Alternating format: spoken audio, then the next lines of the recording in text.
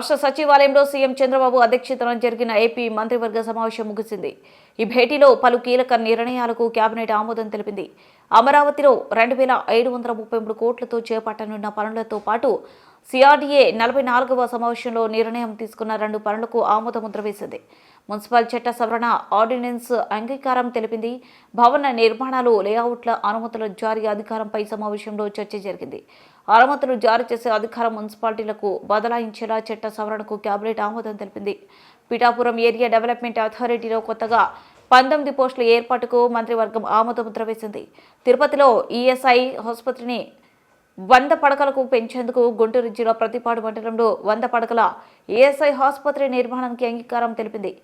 SIPB ఆమోదించిన 1,82,162 కోట్ల పెట్టుబడులకు కేబినెట్ ఆమోదముద్ర వేసింది. రామాయపట్నంలో బీపీసీఎల్ రిఫైనరీ, కాకినాడలో గ్రీన్ అమోనియా ప్లాంట్ ఏర్పాటుపై సమావేశంలో చర్చించారు.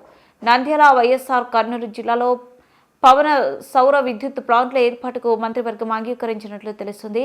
చిత్తూరు జిల్లాలో హోంశాఖ ఐఆర్ బెటాలియన్ ఏర్పాటుకు కేటాయించనున్న స్థలంపై కేబినెట్లో చర్చ జరిగినట్లు